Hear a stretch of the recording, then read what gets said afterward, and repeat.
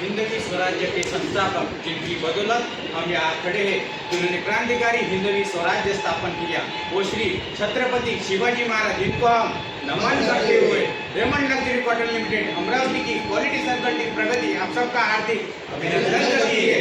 मैं team leader Kartik व्यवहारे, मैं deputy team leader Mukesh Kevate, मैं टीम मेंबर अक्षय शिरभाते, मैं टीम मेंबर अजय जुराडे, मैं टीम मेंबर सुनील वाघ, मैं टीम मेंबर आकाश बात और ये है हमारे टीम के फैसिलिटेटर श्री सुशांत पानीगरी सर।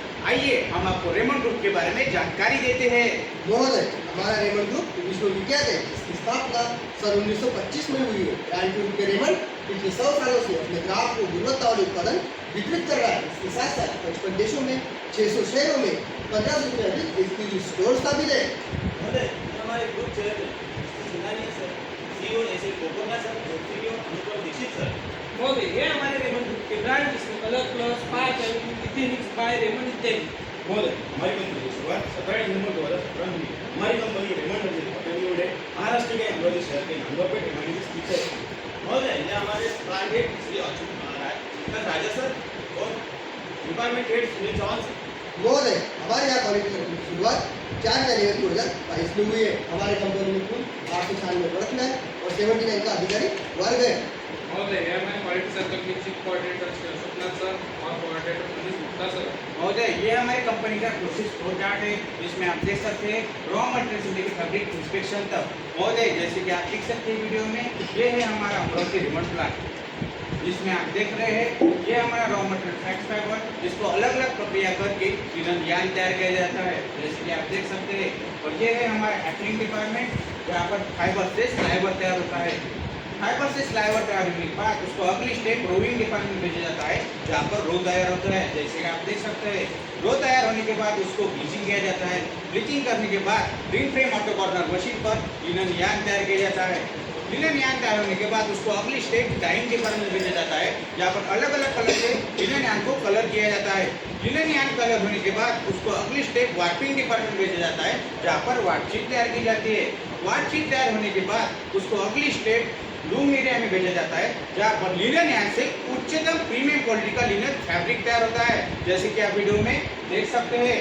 और ये है हमारे की कस्टमर्स डोगना clothing, Aditya Birla, BlackBerry device, Boss, Delhi. महोदय, हमारे कंपनी को शुरू होते मात्र 9 साल हुए और इतने कम समय में हमारे कंपनी ने अपने कार्य कुशलता को और निरंतर बेहतर बनाया है। इसमें यूरोपियन फ्लैग, रोबोटिक्स, गॉड और आईएमए जैसे कई महत्वपूर्ण सर्टिफिकेट प्राप्त किए हैं। महोदय, हमारी कंपनी सालाना 1500 मैट्रिक टन का लिनन यार्न तैयार करती है। इसी के साथ साथ सालाना 55 लाख मीटर कॉटन लिनन और cotton linen rail basis fabric का उत्पादन करती है। महोदय, ये हमारे क्वालिटी सर्कल टीम का विवरण कुछ इस प्रकार है। नाम प्रगति, जिसकी शुरुआत 4 जनवरी 2022 को हुई थी। हमारी मीटिंग संडे को 3 से 4 बजे तक होती है। अब तक हमने 148 मीटिंग की है, जिसमें हमारी अटेंडेंस 92% रही है।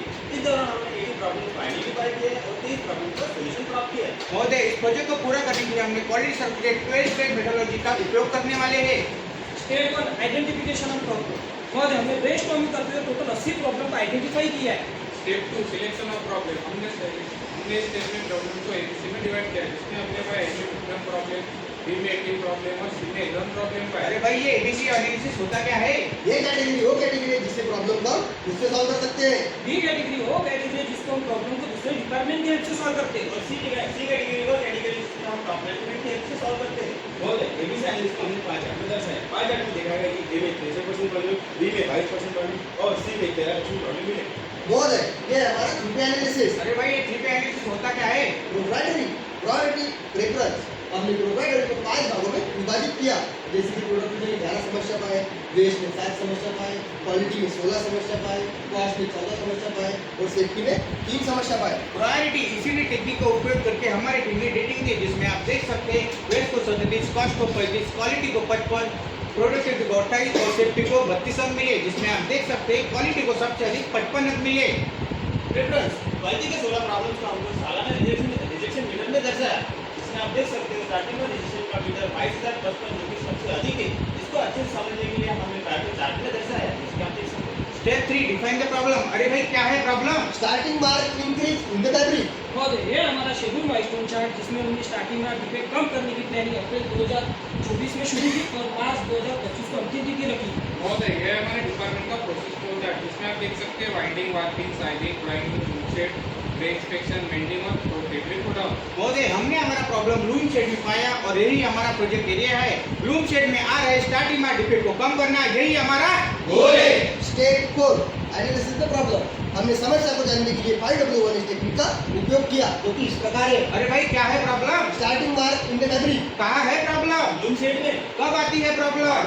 कटिंग करते समय क्यों आती है प्रॉब्लम? इलेक्ट्रिसिटी की वजह से कौन है जिम्मेदार? फिटिंग वाटिंग की प्रोसेस मशीन ऑपरेटर और मेन टेकअप रोल। कैसे होता है ये? लूम देरी से अटेंड करना, मशीन का स्टार्ट और स्टॉप पोजीशन ठीक न होना। महोदय, हमने हमारा एक साल का मंथली डाटा कलेक्ट किया, जिसमें हमने पाया स्टार्टिंग मार्क जनरेशन के कारण हमारा सालाना 22,055 मीटर फैब्रिक रिजेक्ट होता था, जो कि हमारे लिए और हमारे खाते के लिए काफी चिंता का विषय बन गया।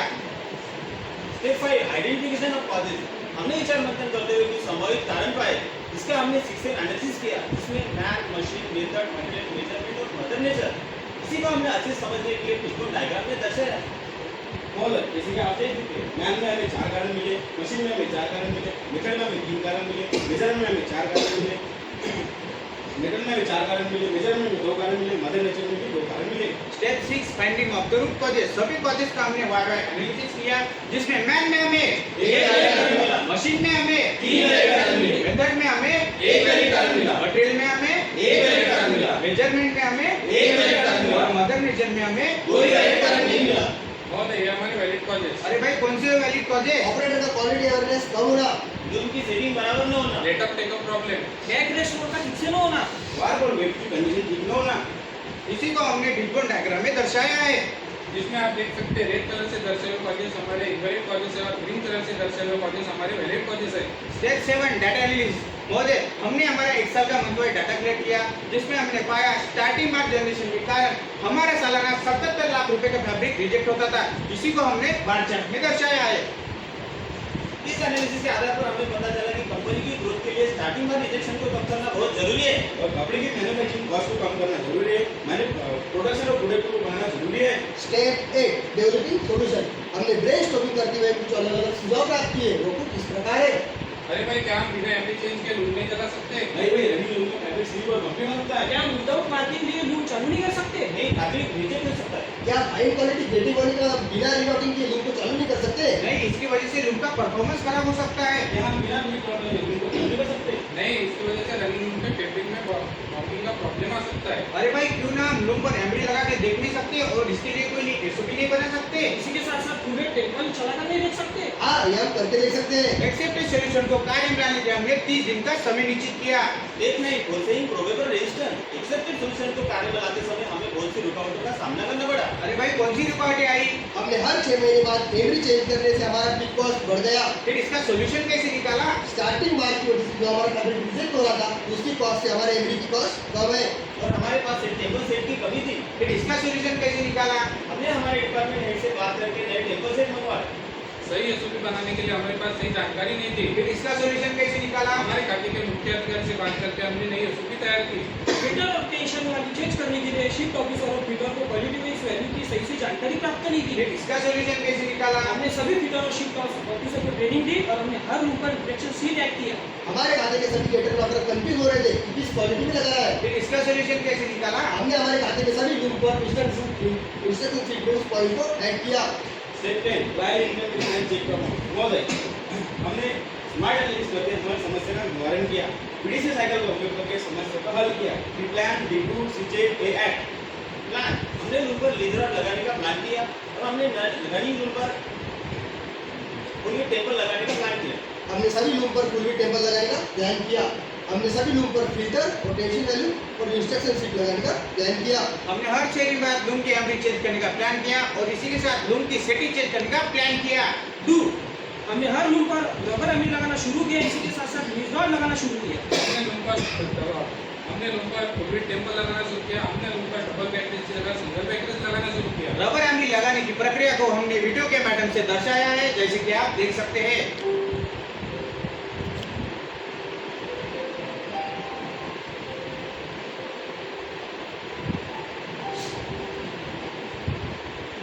चेक। महोदय, हमने लूम पर फैब्रिक को मार्किंग करके चेक किया, ग्रेड इंप्रेशन में जाके फैब्रिक को चेक किया और रबर की कंडीशन भी चेक की।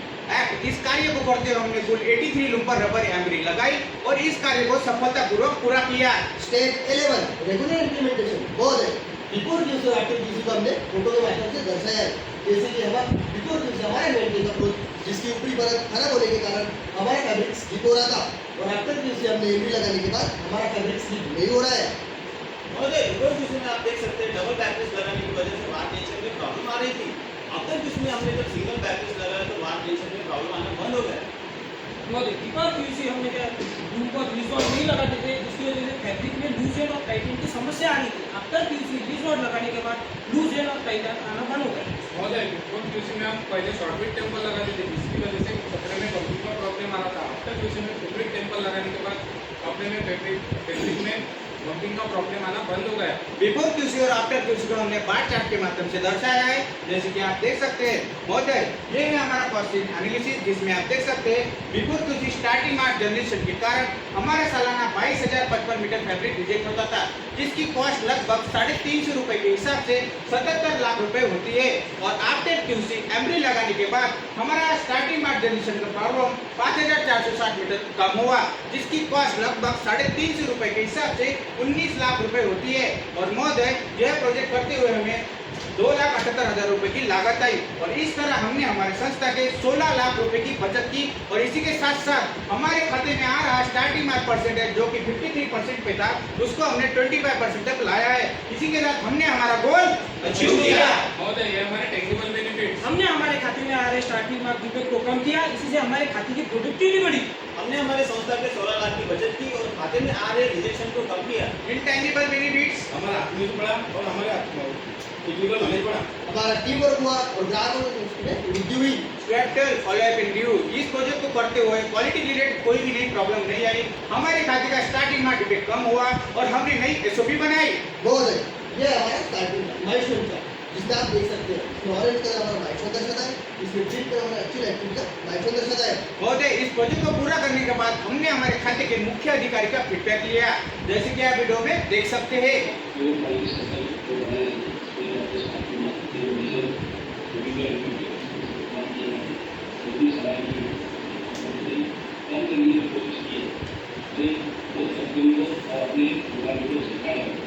इसी तरह आपके वाली शुरू की अपने प्रॉब्लम से तो धीरे धीरे करके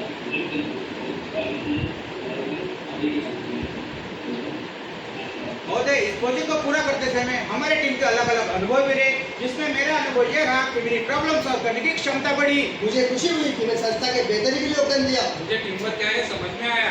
मैंने ब्रेस्ट समिट सेशन का भरपूर आनंद लिया। पहले से के बारे में बहुत ध्यान प्राप्त हुआ। मुझे टाइम मैनेजमेंट के बारे में बहुत सी जानकारी प्राप्त हुई। महोदय इस प्रोजेक्ट को पूरा करने के लिए हमने क्वालिटी सर्कल के इन टूल्स एंड टेक्निक का उपयोग किया। और महोदय यह प्रोजेक्ट हमने पूरे 12 स्टेप में कंप्लीट किया। बहुत है। ये हमारे कुछ अचीवमेंट्स और अवार्ड। जिस तरह श्री छत्रपति शिवाजी महाराज ने अपने साहस और सेना के बल पर हिंदवी स्वराज्य की स्थापना की, वैसे हम भी QCFI के साथ मिलकर नए विकसित भारत की ऊंचाइयों को छूने का साहस रखते हैं। आइए मिलकर प्रगति के साथ प्रगति की ओर कदम बढ़ाएं। महोदय हमारा नेक्स्ट प्रोजेक्ट सर्विस फैब्रिक पर रहेगा। हम धन्यवाद करते हैं इस मंच का जहाँ पर हम खड़े हैं। हम धन्यवाद करते हैं सभी टीमों का जिन्होंने यहाँ पर परफॉर्मेंस किया। हम धन्यवाद करते हैं QCFI नागपुर चैप्टर का, जिन्होंने हमें यहाँ पर परफॉर्म करने का सुनहरा मौका दिया। साथ ही धन्यवाद करते हैं हम रेमंड कंपनी का, जिन्होंने यहाँ पर आने का अवसर दिया। आपके सवालों और सुझाव का हम स्वागत करते हैं। धन्यवाद।